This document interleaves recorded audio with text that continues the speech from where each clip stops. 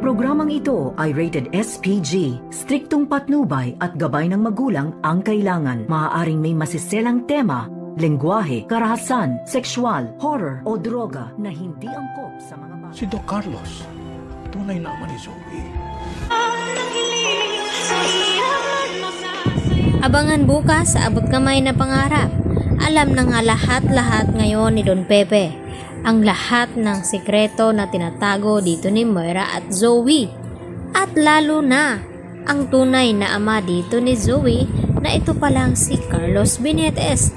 At nagulat naman talaga itong si Don Pepe nang marinig niya ang mga pagtatalo mula sa loob. At pinapakinggan lamang dito ni Don Pepe ang pag-uusap dito ni Carlos at Moira at Zoe. At dito nga nagulat ng husto ang matanda na matagal na palang niloko ni Carlos itong si Lynette at Annalyn at lalong-lalo na itong si RJ dahil magkasabot din pala itong si Carlos at Moira at Zoe na may kinalaman sa pagkawala dito ni Don Pepe at lalong-lalo na itong kanilang sekreto na matagal na palang alam ni Carlos na anak niya itong si Zoe, subalit ay tila nagbingi-bingihan at naging walang kibo itong si Carlos na hindi sabihin dito kay RJ ang katotohanan, lalong-lalo na dito kay Lynette.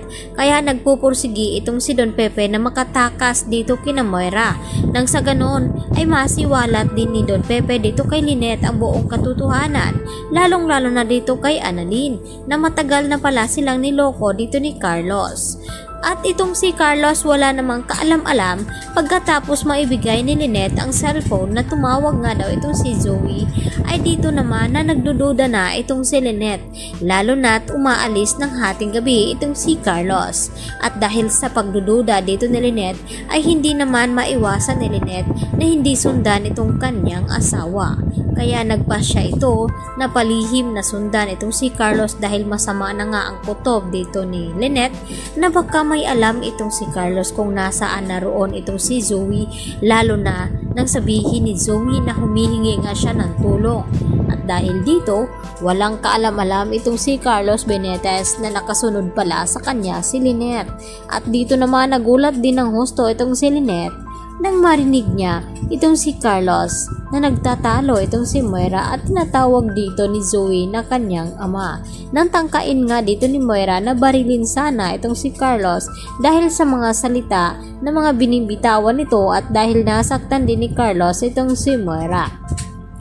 At dito nga magkakaalaman na nga ba na itong si Carlos ang ama dito ni Zoe ay may malaking sikretong tinatago. At ito na nga ba ang susi na makatakas dito si Don Pepe dahil kay Lynette? At manganganib nga ba ang buhay dito nila Lynette at dito ni Don Pepe lalo na ngayon na marami nang alam itong si Don Pepe sa lahat-lahat ng sekreto dito ni Moira at Zoe?